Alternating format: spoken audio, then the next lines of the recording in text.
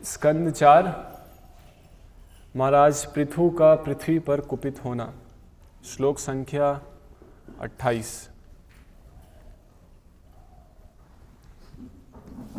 एवं मन्युमयीं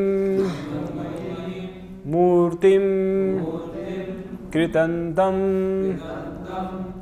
इव बिभ्रतं प्रणता प्राञ्जलि प्राह मही संजात वेपतु एवं मन्युमयीं मूर्तिं कृतान्तम् इव बिभ्रतं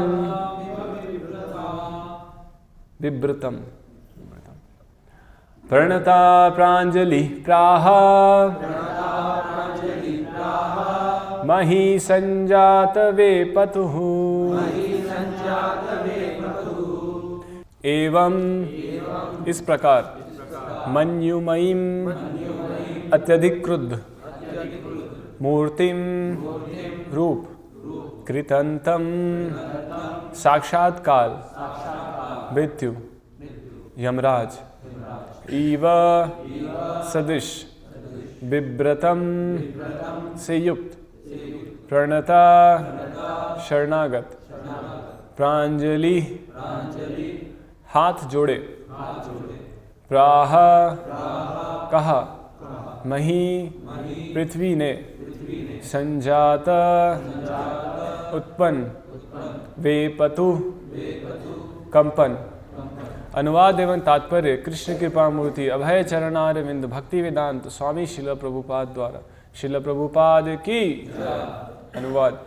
इस समय पृथु महाराज ठीक यमराज जैसे बन गए और उनका सारा शरीर अत्यंत क्रोधित प्रतीत होने लगा। दूसरे शब्दों में वे साक्षात क्रोध लग रहे थे। उनके शब्द सुनकर पृथ्वी कांपने लगी। उसने आत्मसमर्पण कर दिया और हाथ जोड़कर इस प्रकार कहने लगी। तात्पर्य भगवान दुष्टों के लिए साक्षात काल तथा भक्तों के लिए परम प्रिय भगवान रहते हैं। भगवत गीता 10:34 में भगवान कहते हैं मृत्यु सर्व हरश्चाहम, मैं सबको निगल लेने वाली मृत्यु हूँ। श्रद्धा विहीन तथा न विश्वास करने वाले लोगों का जो भगवान के प्राकट्य को चुनौती देते हैं, भगवान उनके समक्ष काल रूप में प्रकट होकर उद्धार कर देंगे। उदाहरणार्थ हिरण्यकशिपु ने भगवान की सत्ता को चुनौती दी तो भगवान उससे नृसिंह देव के रूप में मिले और उसका वध कर दिया। इसी प्रकार पृथ्वी ने महाराज पृथु को साक्षात काल के समान देखा और साक्षात क्रोध के रूप में भी, इसलिए वह कांपने लगी। भगवान की सत्ता को किसी भी परिस्थिति में कोई चुनौती नहीं दे सकता। श्रेयस्कर यही होता है कि उनकी शरण ग्रहण की जाए और सदैव के लिए उनका संरक्षण प्राप्त किया जाए। एवं मन्युमयीं मूर्तिं कृतांतम इव बिभ्रतम प्रणता प्रांजलि प्राह मही संजात वेपतु। तो यहाँ पे महाराज पृथ्वी को वार्निंग दे रहे हैं, चेतावनी दे रहे हैं। और यहाँ पे पृथ्वी को महाराज पृथु यमराज के रूप में यहाँ वर्णन है, प्रतीत हो रहे हैं और साक्षात मृत्यु के रूप में प्रतीत हो रहे हैं। तो भगवान का यहाँ एक विशेष, भगवान के अस्तित्व के अलग अलग परिप्रेक्ष्य हैं। भगवान अपने भक्तों के लिए बहुत प्रिय हैं। भगवान के अलग अलग नाम हैं, जैसे अभी हमने कीर्तन किया, जय राधा माधव कुंज बिहारी गोपी जन वल्लभ गिरिवरधारी।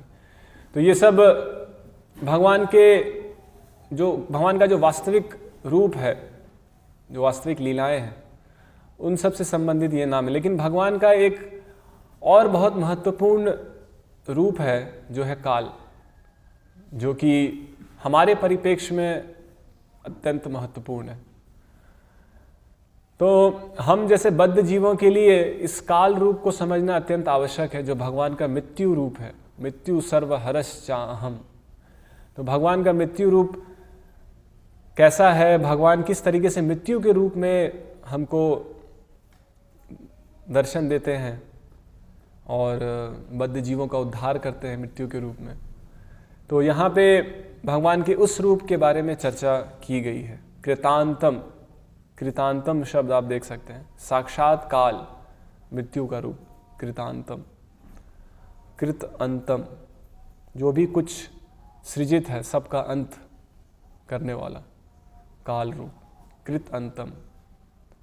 मन्युमयीम, क्रोध का रूप, मन्युम मतलब क्रोध, मयीम, क्रोध का रूप धारण करके भगवान पृथु जो हैं उन्होंने क्रोध का रूप धारण कर लिया है, साक्षात क्रोध हो गए हैं और साक्षात मृत्यु का रूप धारण कर लिया।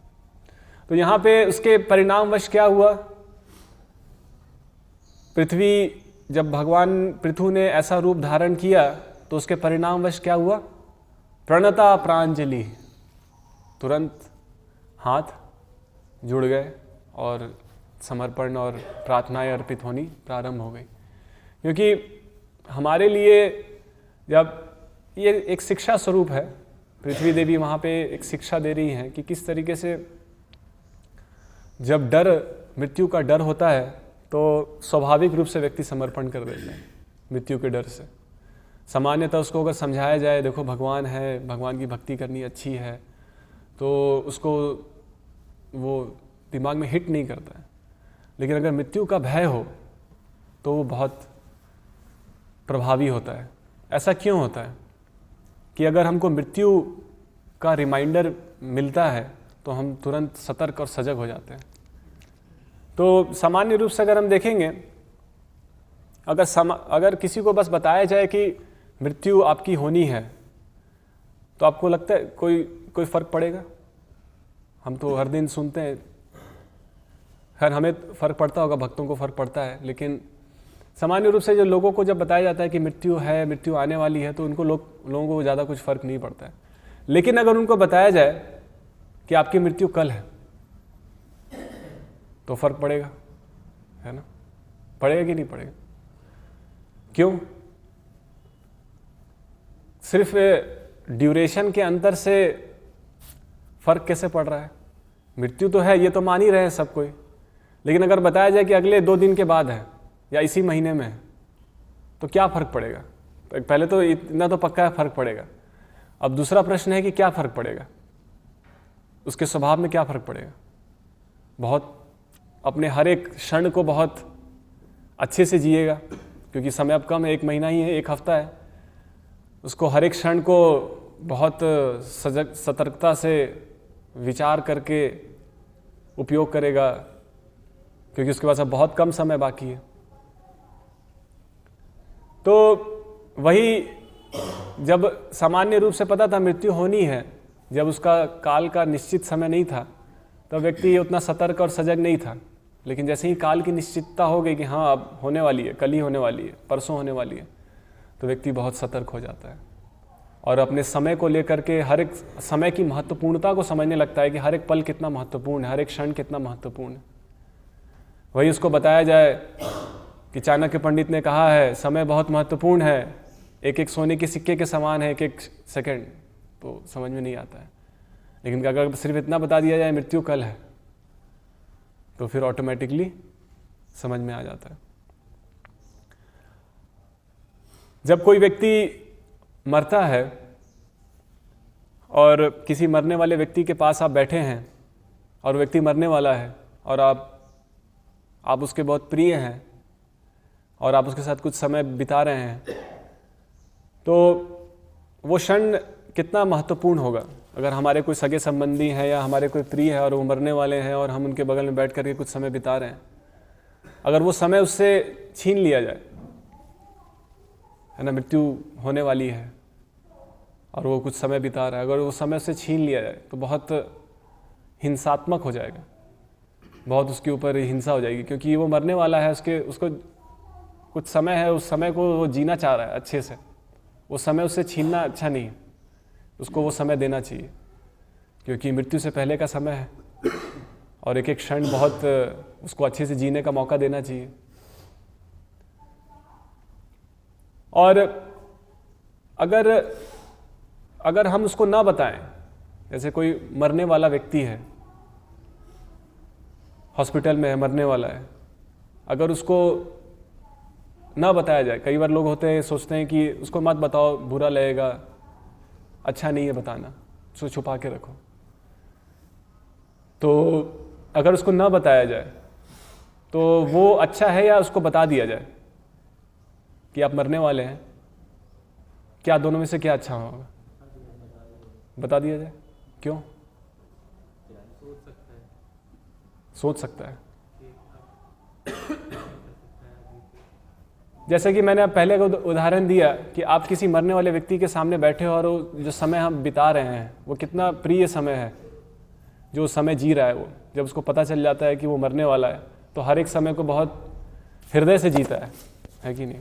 उसको हर एक समय का बहुत अच्छे से उपयोग करता है और भगवान के दिए हुए हर एक चीज़ को अप्रिशिएट कर पाता है कि भगवान ने जो हमको दिया है। अपने संबंधों को अप्रिशिएट कर पाता है कि उसको पता है अब ये नहीं रहेंगे, अब मैं इनके साथ नहीं रहूँगा। तो हर वो चीज़ जो हमारे सामने उपलब्ध है, हम हर चीज़ को बहुत अच्छे से अप्रिशिएट कर पाएंगे अगर हमको ये पता चल जाए, अगर पता चल जाता है। लेकिन अगर किसी को अनभिज्ञ रखा जाए, जानबूझ करके ना बताया जाए उसको, तो उसके ऊपर तो बहुत बड़ी हिंसा हो जाएगी कि जो वो समय बहुत अच्छे से जी सकता था, बहुत दिल लगा करके, हृदय को निछावर करके, प्रकृति को, समय को उपयोग कर सकता था, वो तो अब नहीं कर पाएगा। कर पाएगा? फिर हल्का फुल्का पड़ा रहेगा, ऐसे ही समय व्यतीत करता रहेगा। और जो खुशी वो महसूस कर सकता था जब उसको पता चल जाता कि हाँ मैं मरने वाला हूँ, तो जो संबंध, जो समय उसको खुशी दे सकते थे, वो अब उसको हल्के में लेगा, उससे वो खुशी नहीं ले पाएगा, वो आनंद नहीं ले पाएगा। तो जब हम अगर अपने सगे संबंधियों को मृत्यु कितना करीब है और मृत्यु की गंभीरता को नहीं बताते हैं, तो एक्चुअली ये बहुत बड़ी हिंसा है उनके ऊपर। सामान्य रूप से सामाजिक व्यवहार में ऐसा लगता है कि मृत्यु की बात ना करके हम शुभ होगा, है ना। बचपन में जब हम बच्चे थे तो कभी मरना शब्द आ जाता था तो जो माता पिता होते थे वो मुंह पे मारते, अशुभ बात करता है, मुंह पे मारते थे। अब कौन मार खाए, चुप रहो, मुंह पे मार खाना पड़ेगा। तो मृत्यु शब्द ही इतना अशुभ है, उसके ऊपर चर्चा करना, मरना बोलना ही बहुत अशुभ है। लेकिन एक्चुअली में ये बहुत बड़ी भ्रांत धारणा है, क्योंकि अगर आप किसी को नहीं बताएंगे कि वो मरने वाला है, तो वो जो पल हृदय से, प्रेम से अपने सगे संबंधियों के साथ और प्रेम पूर्वक जी सकता था, अपने समय का उपयोग बहुत अच्छे से कर सकता था, आप उसको रहित कर रहे हैं, उसको छोड़ रहे हैं, उसको अभाव में रख रहे हैं। तो यही कारण है कि जो भक्त होते हैं उनमें ये गुण होता है अव्यर्थ कालत्वम। एक बहुत सुंदर श्लोक है जो कि भाव या भक्ति के भाव की स्थिति को बताने के लिए बताते हैं। उसमें एक गुण आता है कि जो भाव स्थिति में जो भक्त होते हैं उनका गुण एक क्या होता है, अव्यर्थ कालत्वम। वो समय का दुरुपयोग नहीं करते, समय को नष्ट नहीं करते। क्यों नष्ट नहीं करते? क्योंकि उनको पता है कि वो मरने वाले। शांतिर अव्यर्थ कालत्वम विरक्तिर मान शून्यता आशबंधा समुत्कंठा नाम गाने सदा रुचि आसक्तिस्तद्गुणाख्याने प्रीतिस्तद वसति स्थले इति आड्यो अनुभावा स्युर जात भावांकुरे जने। जिसके अंदर में भाव अंकुरित हो जाता है उसके अंदर में जात भावांकुरे, जात मतलब जन, भाव अंकुरे, भाव अंकुरित होता है, उसके अंदर ये गुण होते हैं। क्या क्या गुण होते हैं? ये गुण उसमें भी दिखेंगे जो एक सामान्य रूप से अब भाव अंकुरित होता है तो थोड़ा सा समझना मुश्किल हो सकता है, लेकिन ये समझना आसान है कि मृत्यु का जब आभास हो जाता है तो ये सब गुण बहुत हद तक एक कम अनुपात में लेकिन आ जाते हैं। जब मृत्यु का अनुभव हो जाता है, तो जब मृत्यु साक्षात दिखने लगती है एक भक्त के लिए। शांतिर, सबको फॉरगिवनेस मतलब माफ कर देना, क्योंकि अब किसी के प्रति द्वेष रख के क्या मिलेगा? अब मैं खुद मरने वाला हूँ, मेरी खुद मृत्यु आने वाली है, क्यों मैं किसी के ऊपर देश रखूं, क्या कर लूँगा मैं, बदले की भावना ये आएगी कि नहीं आएगी? इससे एक हद तक छुटकारा मिलेगा। फॉरगिव, शांति, अव्यर्थ कालत्वम, समय का उपयोग करेंगे, समय कम है, हर एक समय, आज का दिन, कल मरने वाले हैं, तो आज का दिन कैसे जिएंगे हम, है ना? बहुत फर्क पड़ेगा ना, आज जो हम सामान्य रूप से जीते और कल मरने वाले होते। तो शांति, अव्यर्थ कालत्वम, अव्यर्थ कालत्वम, काल को व्यर्थ नहीं करना है। विरक्ति होगी, किसी भी चीज से आसक्ति नहीं रहेगी, विरक्ति आ जाएगी, क्योंकि पता है कुछ अब मरने वाले हैं, इकट्ठा करके क्या फायदा, ऐसे भी जाना है। मान शून्यता, मान सम्मान के लिए कोई इच्छा नहीं रहेगी, क्या फायदा मान सम्मान का, ऐसे ही मरने वाले हैं। आशबंधा समुत्कंठा, नाम गाने सदा रुचि। आशबंधा समुत्कंठा, एक आशा जगेगी, ये ना, अभी जब पता है कि मृत्यु बहुत दूर है, या पता नहीं मरेंगे भी कि नहीं, हो सकता है पूरा जीवन जी जाए, मतलब कि पूरा जीते ही रहे, हो सकता है, तो इसमें क्या है, भविष्य को लेकर के कोई होप नहीं है। लेकिन अगर पता चले कि 1 महीने के बाद मरने वाले हैं, तो हर एक दिन जो हम जिएंगे, भविष्य हमारे लिए भविष्य नहीं रहेगा, एक आशा रहेगी कि कल फिर होगा, कल फिर एक मौका और मिलने वाला है, कल फिर सूरज की किरण उगेगी, एक फिर मौका मिलेगा कुछ करने का, बहुत कम समय है कि नहीं? तो एक आशा, बहुत स्ट्रांग एक आशा बनेगी। अभी तो ऐसे ही पड़े हुए हैं, इधर उधर कर रहे हैं, सेवा हो गई तो हो गई, नहीं हुए तो क्या फर्क पड़ता है, प्रसादम है ही, मतलब एक वो बहुत कोई आशा, बहुत स्ट्रांग होप नहीं है जीवन को लेकर के, भक्ति को लेकर के।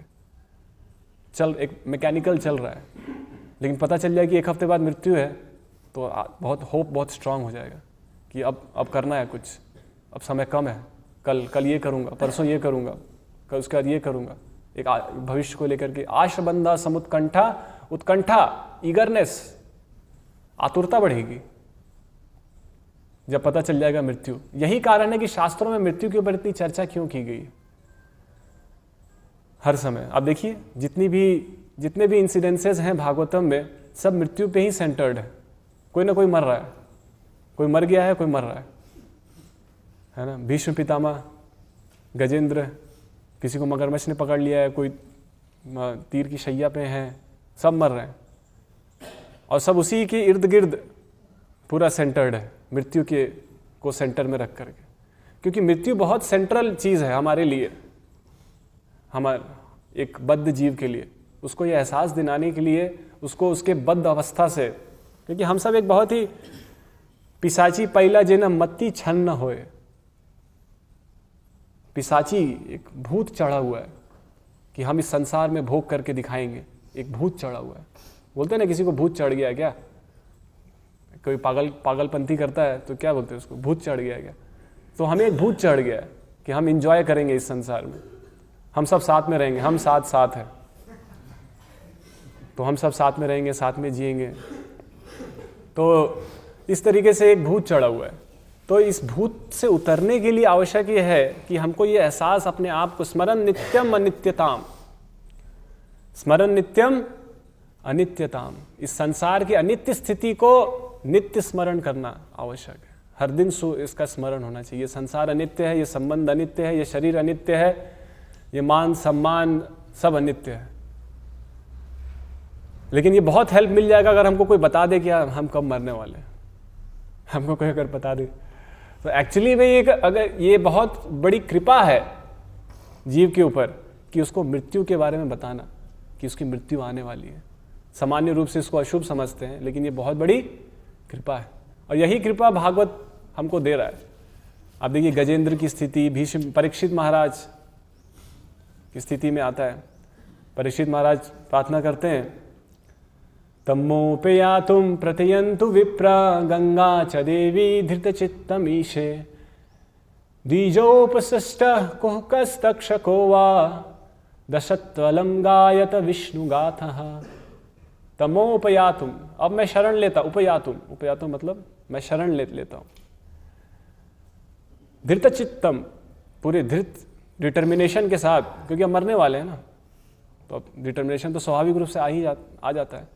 सबके लिए नहीं आता है, जैसे बकरे जैसे लोग भी होते हैं पता है मरने वाले हैं, लेकिन फिर भी बेटा को बुलाना, एक बार चेहरा देख लूँ, बेटी को भी बुलाना, सबको देखना चाहते हैं, तो बकरे जैसे लोग हैं।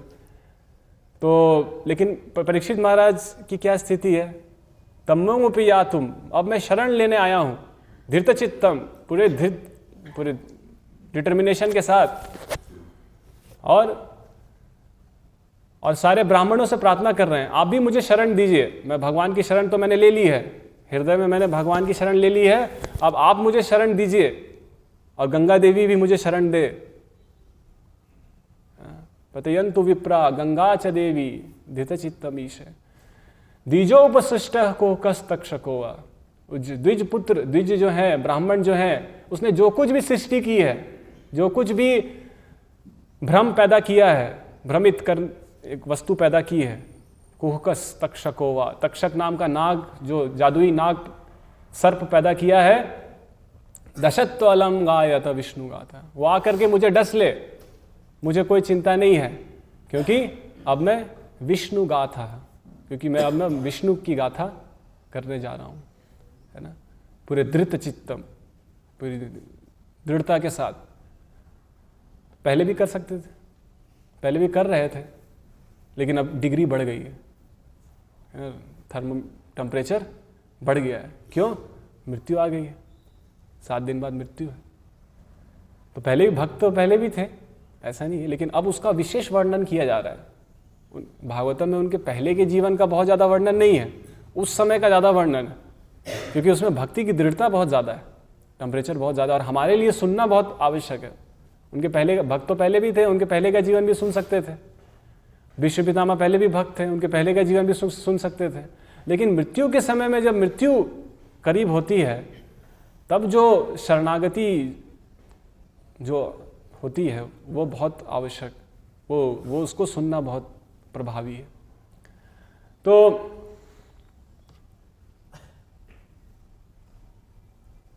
जैसे ही हमको मृत्यु का स्मरण होता है, तो उसके साथ साथ क्या होती है कि एक तो सांसारिक जो वास्तविकता है, उसकी मिथ्या वास्तविकता, अनित्य वास्तविकता जो है, वो स्पष्ट रूप से दिखने लगती है, और भगवान के प्रति शरणागत होने की भावना आती है, आनी चाहिए। सामान्य जगत में हम देखते हैं, लोगों के अंदर में भी इसका आभास तो है। हर चीज को लोग डेडलाइन देते हैं, डेडलाइन, हर प्रोजेक्ट का डेडलाइन होना चाहिए। उसको ही पता है डेड मतलब क्या, मृत्यु। डेडलाइन, प्रोजेक्ट का डेडलाइन होना चाहिए। हमारी चर्चाएं होती हैं, कभी मीटिंग होता है तो उसमें कहा जाता है कि बिना डेडलाइन के कोई प्रोजेक्ट नहीं होता है, बिना टाइमलाइन और डेडलाइन के कोई प्रोजेक्ट नहीं होता। कुछ भी कार्य सफल तब तक नहीं होगा जब तक उसका कोई डेडलाइन और टाइमलाइन न दिया जाए। अगर कोई बड़ा कार्य आप करने जा रहे हैं, क्योंकि अनिश्चितताएं बनी रहेंगी। तो सामान्य लोग भी चीज को समझते हैं कि कोई महत्वपूर्ण कार्य को पूरा करने के लिए एक उसका टाइमलाइन और डेडलाइन को लेकर के बहुत सजग रहते हैं, लेकिन अपने जीवन का कोई डेडलाइन नहीं देना चाहते हो कि हमारे जीवन का भी एक डेडलाइन है। कार्यों का के लिए बहुत सजग है, कोई प्रोजेक्ट है, कोई मैनेजमेंट है, ब्रिज बनाना है, रोड बनाना है, घर बनाना है, तो उसको आज से स्टार्ट करेंगे, फिर ये करेंगे, फिर ये करेंगे, फिर ये करेंगे, और आज से 10 साल के बाद उसको कंप्लीट कर देंगे। तो सबका डेडलाइन और टाइमलाइन बनाते हैं। लेकिन आश्चर्य की बात यह है कि हम अपने जीवन को लेकर के क्यों नहीं कोई डेडलाइन, निश्चितता क्यों नहीं रखते हैं। और ये साधारण समझ भी है कि जब कोई डेडलाइन होता है कि हाँ पता है अंत, जब पता है कि ये अंत है, तो हम बहुत सतर्क हो जाते हैं, हम हर एक क्षण के लिए बहुत सतर्क हो जाते हैं, ये सबको पता है। लेकिन एक चीज़ के लिए हम बहुत रिलैक्स रहते हैं अपने जीवन को लेकर के। हम अपने जीवन पे वो प्रिंसिपल लागू नहीं करते कि अगर हम जीवन का भी एक डेडलाइन फिक्स करें कि हाँ मैं इतने साल तक जीऊँगा, उसके बाद मरूंगा, तो हम जीवन को कितना अच्छे से जी पाएंगे। जीवन अच्छे से होगा या बुरे से बुरा जिएंगे, समय व्यर्थ होगा या समय की उपयोगिता होगी। स्वाभाविक सी बात है, जब हर चीज़ का डेडलाइन उसके समय को और उपयोगी बनाता है, किसी कार्य का डेडलाइन, तो जीवन का भी जब डेडलाइन होगा तो उस जीवन को और उपयोगी और एफिशिएंट बनाएगा, है कि नहीं। तो इसके बहुत सारे उदाहरण शास्त्रों में मिलते हैं। जैसे खटवांग महाराज, जब खटवांग महाराज को पता चला, क्योंकि यहाँ पे आप श्लोक में देखेंगे तो श्लोक में एक चीज़ जो सामने आई है कि जैसे ही महाराज पृथु ने क्रोध और मृत्यु का रूप लिया, तुरंत पृथ्वी ने हाथ जोड़ करके प्रणता प्रांजलि, हाथ जोड़ करके शरणागति ले ली। तो शरणागति के लिए बहुत आवश्यक है कि मृत्यु का भय।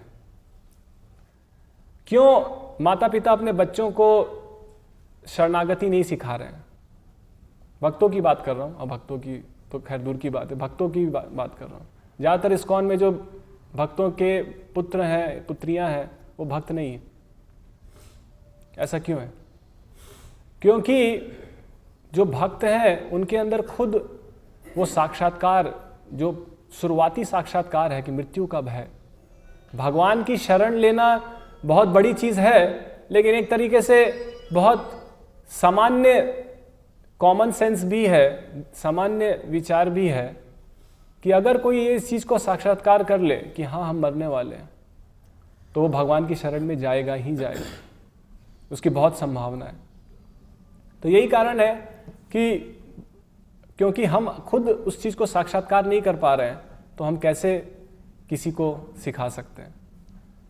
और वैदिक परंपरा जो है उसमें एक चीज जो नोट करने की है, देखने की है कि बचपन से ही वैदिक परंपरा में इस चीज का प्रशिक्षण दिया जाता है कि कैसे जो बालक है उसके अंदर उसकी विचारधारा को किस तरीके से भगवान की तरफ मोड़ा जाए और इस संसार की अनित्यता की तरफ को स्थापित किया जाए, उसके दिमाग में ये बैठा दिया जाए। ये संसार अनित्य है और जो परमात्मा के साथ हमारा संबंध है वही नित्य है।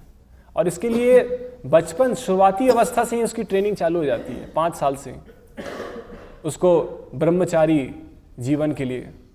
और वर्णाश्रम जो पूरा जो पद्धति है उसमें बचपन से ही व्यक्ति के एस्पिरेशंस को, उसकी इच्छाओं को इस तरीके से ढाला जाता है, काढ़ा जाता है कि वो संसार के अनित्य स्थिति के प्रति बहुत ज़्यादा उद्वेगित ना हो, है ना, बहुत ज़्यादा परेशान ना हो संसार की अनित्य स्थिति को लेकर के, संसार के दुखों को लेकर के। और बचपन से उसके अंदर ये डाल दिया जाता है कि बहुत सारे जन्म हैं, कई सारे जन्म हो रहे हैं, फिर से जन्म लेना है, कर्मों का जो जैसा कर्म करोगे वैसा फल मिलेगा, इसको इसके अंदर बैठा दिया जाता है, ये जो वर्णाश्रम पद्धति है। तो पूरी की पूरी ट्रेनिंग इस तरीके से है कि व्यक्ति के अंदर मृत्यु का भय, पुनर्जन्म का भय, बुरे कर्मों का भय, ये इसके अंदर स्थापित कर दिया जाए। और भगवान का साक्षात्कार तो बहुत समय के बाद धीरे धीरे, लेकिन शुरुआत तो भय से होती है। साधना भक्ति जो है उसमें प्रेरणा का स्रोत क्या है?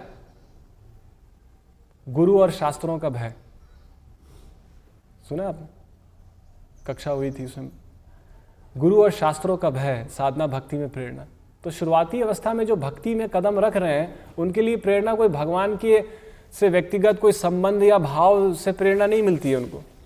वो दिखा सकते हैं थोड़ा एक्सप्रेशन इस तरीके से, लेकिन उससे उनको प्रेरणा नहीं मिल रही, किसी को उससे प्रेरणा नहीं मिलती। हमको जो प्रेरणा मिलती है, हाँ एक तो कुछ तो रहता ही है, लेकिन वो बहुत कम परसेंटेज रहता है। कुछ तो भगवान के प्रति कुछ एक भाव तो रहता है, लेकिन भाव का परसेंटेज बहुत कम होता है। जो मुख्य जो प्रतिशत रहता है परसेंटेज, वो गुरु और शास्त्रों का भय होता है। तो इसलिए जो ट्रेनिंग है वैदिक सभ्यता में, बचपन से लेकर के ब्रह्मचारी से गृहस्थ, वानप्रस्थ, संन्यास, उसमें इस चीज़ को बहुत अच्छे ढंग से उसके अंदर स्थापित कर दे। लेकिन आधुनिक समाज और आधुनिक शिक्षा, क्यों हम आधुनिक शिक्षा के विरोध में हैं, उसका एक कारण, कई सारे कारण है। एक कारण ये है क्योंकि उसमें मृत्यु का कोई भय नहीं है। उसमें सांसारिक भोग विलास और इस संसार को कैसे एंजॉय करना है, इसके प्रति प्रेरणा है जो ट्रेनिंग है। और मृत्यु के का भय, उसके प्रति सतर्कता और उसके प्रति, तो ये अन्याय है या उसके प्रति प्रेम है या उसके प्रति द्वेष है? किसी को इससे अनभिज्ञ रखना उसके प्रति प्रेम है या द्वेष है? द्वेष है। तो ये आधुनिक शिक्षा, आधुनिक समाज, ये एक बहुत ही हिंसात्मक समाज है। किसी, जैसा मैंने उदाहरण दिया था, कोई मर रहा है, उसको अगर नहीं बताएंगे वो मर रहा है, तो जो भी कुछ वो अपना जीवन अच्छे से जी सकता था प्रेम से और खुशी से, वो भी नहीं, वो भी इसी तरीके से हल्के में निकल जाएगा और पता चला कल मर रहे हैं, 1 घंटे बाद मर रहे हैं, वो शॉक में मर जाएगा। तो इसलिए यहाँ पे कई सारे उदाहरण हैं शास्त्रों में, इसलिए इस चीज़ को अलग अलग उदाहरणों से कई बार समझाया गया। तो खटवांग महाराज का उदाहरण आता है। खटवांग महाराज के उदाहरण में सुखदेव गोस्वामी कहते हैं, खटवांगो नाम राज ऋषि ज्ञात्वे ताम इहायुषः मुहूर्तात् सर्वम उत्सृज्य गतवान अभयम हरिम। तो जब भय आएगा, मृत्यु का भय आएगा, तो किसी अभय के स्रोत को ढूंढेंगे जहाँ से अभय मिले। तो कहाँ जाएंगे? तो उस अभय का स्रोत कौन है? हरि, भगवान हरि। तो जब खटवांग महाराज को मृत्यु का भय आया कि हाँ अब अगले ही मुहूर्त में आप मरने वाले हैं, है ना, तो क्या हुआ? इहा ज्ञात्वे यत्ताम इहायुषः, जैसे ही उनको ज्ञान हुआ तो मुहूर्तात् सर्वम उत्सृज्य, एक मुहूर्त में उन्होंने सब त्याग करके गतवान अभयम हरिम, हरि की शरण ले ली। और हमारे लिए पूरा का पूरा जीवन हम प्रयास करते रहते, हम नहीं ले पाते, मतलब कि हमारे लिए इतना मुश्किल होता है। क्यों? क्योंकि हमको मृत्यु का भय नहीं। समझ रहे हैं? यही सबसे बड़ा कारण। हम इस चीज को बस साक्षात्कार नहीं कर पा रहे कि हम मरने वाले हैं। चाहे वृद्ध हो चाहे बालक हो, दोनों के लिए वही स्थिति है, दोनों ही बहुत बिजी हैं। ऐसा नहीं है वृद्ध व्यक्ति जो हैं, जो सामान्य रूप से अगर हम देखें तो वो अब अपेक्षा तो है कि हाँ तो अब उनके सामने मृत्यु है, वो देखें, लेकिन आश्चर्य की बात क्या है कि इसलिए युधिष्ठिर महाराज आश्चर्य करते व्यक्त करते हैं जब उन्होंने, युधिष्ठिर महाराज ने यमराज से पूछा कि सबसे आश्चर्य क्या की चीज़ कौन सी है इस पृथ्वी में? हानि यानी भूतानि गच्छन्ते मालयम शेषास्थावरम इच्छन्ति किम आश्चर्यम अतः परम। इससे बड़ा आश्चर्य और क्या हो सकता है? किम आश्चर्यम अतः परम, कि जीव, इतने सारे जीव जन्म ले रहे हैं और इतने सारे जीव मर रहे हैं, लेकिन जो जीव शेष रह जा रहे हैं उनको लग रहा है कि वो कभी मरेंगे नहीं। तो ये बहुत आश्चर्य की बात है। और इसी के कारण जो भगवान के प्रति हमारी शरणागति है वो अच्छे से उभर नहीं रही है।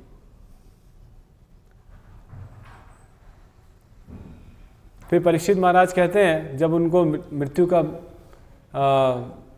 सब सामने थी, तो परीक्षित महाराज कहते हैं, पुनश्च भूयान भगवत्यनन्ते रति प्रसंगश्च तद आश्रयेषु महत्सु याम याम उपयामि सृष्टिं मैत्र्यस्तु सर्वत्र नमो द्विजेभ्यः। तो सारे ब्राह्मणों को प्रणाम करते हुए परीक्षित महाराज प्रार्थना करते हैं कि मुझे आशीर्वाद दीजिए कि मैं फिर से इस भौतिक सृष्टि में मेरा जन्म हो, ताकि भगवान के प्रति जो मेरी आसक्ति अभी अधूरी है उसको मैं फिर से आकर के पूर्ण कर सकूं। भक्तों के संग में मुझे भक्तों का संग प्रदान कीजिए। महत्सु याम याम उपयामि सृष्टिं रति प्रसंगस च तद आश्रयेषु। मेरी जब भक्तों के संग में, प्रसंगेषु, जब भक्तों के संग में मैं आऊँगा तो फिर से मेरी रति फिर से बढ़ेगी, पूर्ण होगी। और महत्सु याम याम उपयामि सृष्टिं, और मुझे फिर से जन्म लेने का आशीर्वाद दीजिए। तो ये कोई जो आशीर्वाद मांग रहे हैं, अगर देखा जाए तो ये तो हमें प्राप्त ऑलरेडी है, हम भक्तों के संग में है ना। शास्त्रों में अनेकों बार जो महान महान भक्त होते हैं वो भक्तों के संग के लिए प्रार्थना करते हैं, है ना, भक्तों के संग के लिए। तो देखा जाए तो हमको तो भक्तों का संग मिला हुआ है, हमको तो वो भगवान की कृपा ऑलरेडी मिली हुई है, महत कृपा, एक गुरु की कृपा, जिसके लिए अनेकों प्रार्थनाएं हैं भागवत में कि गुरु की कृपा मिले, भक्तों का संग मिले। तो क्या हमको नहीं मिला? हम तो ऑलरेडी हैं इसमें, लेकिन क्या चीज़ का अभाव है? क्यों हम अभी भी प्रेरणा नहीं मिल रही है? किस चीज़ का अभाव है? किस चीज़ का अभाव है? हाँ? मृत्यु का भय, वो उसको ट्रिगर, वो ट्रिगरिंग फैक्टर है। सारा चीज़ सेट है, सारे फैसिलिटीज़ दे दी गई हैं, लेकिन हम उपयोग क्यों नहीं कर पा रहे हैं? क्यों हम ऐसे ही रिलैक्स्ड समय काट रहे हैं, और वो जो उत्कंठा होनी चाहिए, समुत्कंठा, नाम गाने सदा रुचि, वो रुचि और उत्कंठा क्यों नहीं है? क्योंकि मृत्यु का भय नहीं। वही चीज़ है जो ट्रिगर कर रही है। आप देखेंगे सारे अलग अलग जो भागवतम में इंसिडेंसेस हैं, सब अलग अलग इंसिडेंसेस में वो जो भक्त थे उनके पहले के जीवन में और मृत्यु के समय में जो उनकी प्रार्थनाएं और उनका जो भाव भगवान के प्रति जो भर के आता है, वो क्यों? वो मृत्यु का भय बहुत आवश्यक है हमारे लिए, एक बद्ध जीव के लिए भय बहुत आवश्यक है। तो गजेंद्र, जब मगरमच्छ ने गजेंद्र को पकड़ लिया तो गजेंद्र उस भयानक स्थिति से निकलने के लिए भगवान से प्रार्थना करते हैं। उस समय प्रार्थनाएं एक हद तक हृदय से निकलती हैं। चाहे अजामिल की स्थिति में भी हम देखें, उसने कभी प्रार्थना नहीं की, लेकिन जब मृत्यु आया तो उसने प्रार्थना की, और उसने हृदय से प्रार्थना की। इसलिए वो जो नाम उसने लिया उसको नामापराध के तरीके से नहीं कंसिडर किया गया, उसको नामाभास कंसिडर किया गया, क्योंकि उसमें कोई अपराध नहीं था। उसने हृदय से असहाय स्थिति में भगवान का नाम पुकारा। और हम अपने पूरे जीवन भर जो नाम पुकारते हैं उनमें सब अपराध युक्त रहता है, लेकिन अजामिल ने मृत्यु के समय में एक नाम पुकारा, तुरंत यम विष्णुदूत आ गए, क्योंकि वो अपराध नहीं था, वो नामाभास था। क्यों वो नामाभास था? क्योंकि असहाय स्थिति में, पीड़ा की स्थिति में मृत्यु का भय था। उस भय और पीड़ा ने उसको नामाभास लेने के लिए मजबूर कर दिया कि वो नामाभास ले पाए। और नहीं तो आराम से बैठे रहते हैं तो क्या करते हैं? अपराध। हम तो बने हैं उसी में हम एंजॉय करते हैं, नाम अपराध, नाम अपराध और नाम अपराध।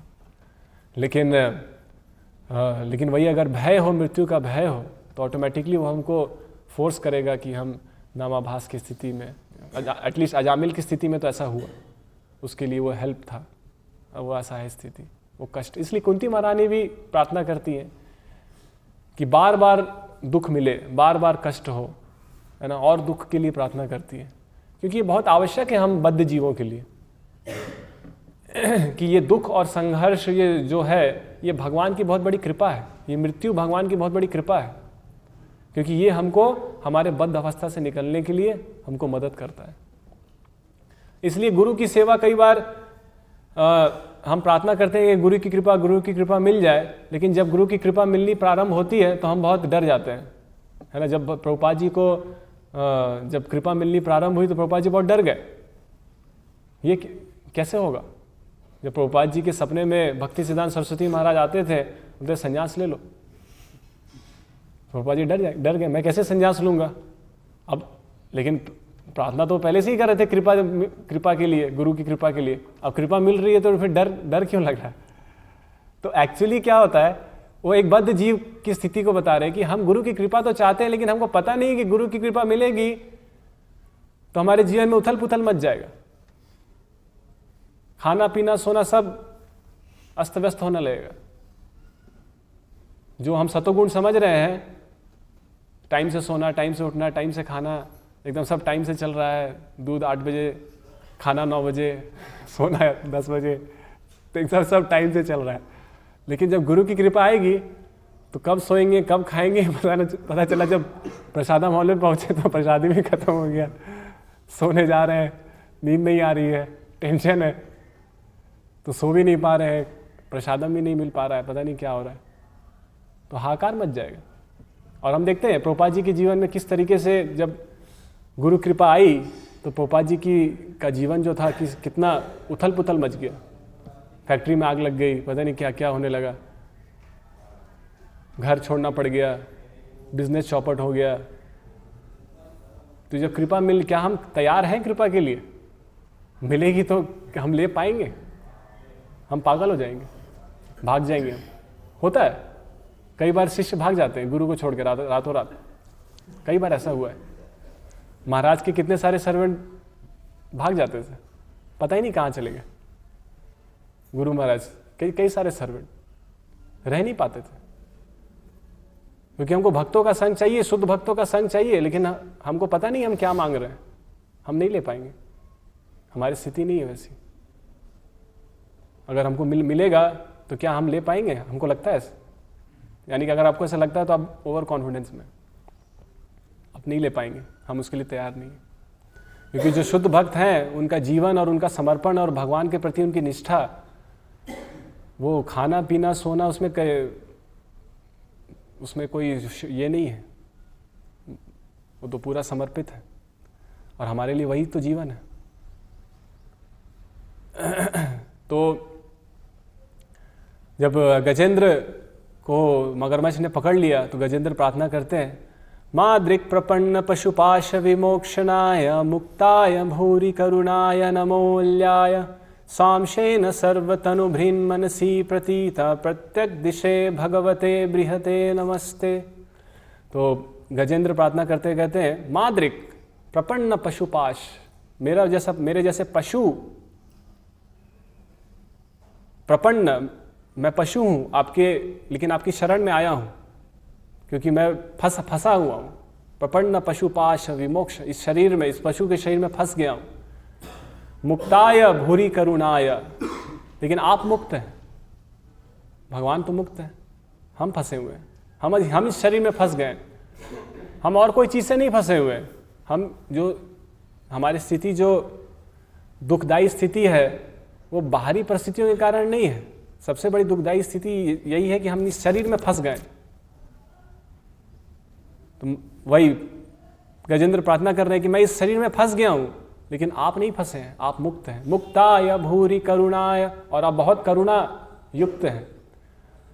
स्वांशेन सर्वतनुभृन् मन, आपको पता है आप हर जीव के शरीर में परमात्मा के रूप में हैं, और आप मेरे शरीर में भी हैं, और आपको पता है कि मैं किस दुख का अनुभव कर रहा हूँ, किस कष्ट का अनुभव कर रहा हूँ।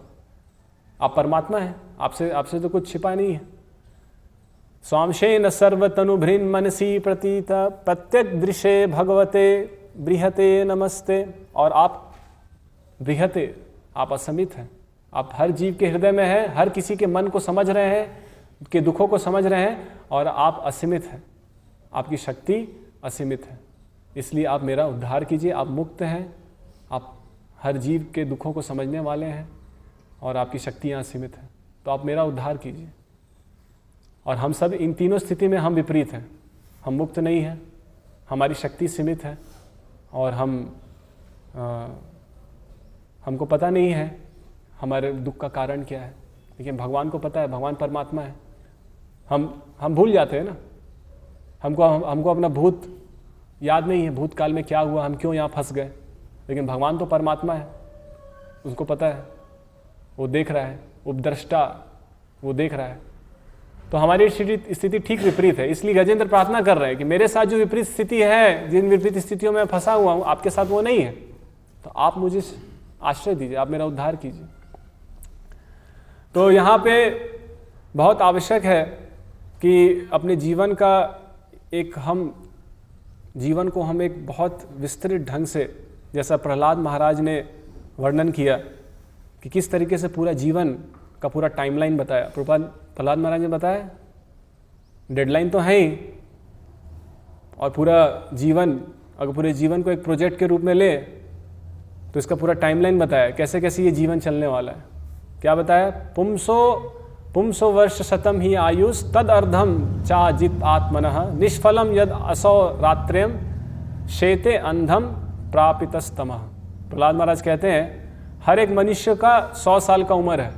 पुंसो वर्ष शतम ही आयुष तद अर्धम चाजित आत्मनः, आधा जीवन तो अनियंत्रित इंद्रियों में खत्म हो जाता है ना, अनियंत्रित इंद्रियों के कार्यों में।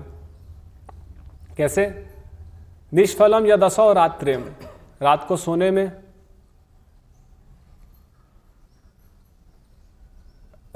में, आधा जीवन चला जाता है, 12 घंटे, 8-10 घंटे के आसपास।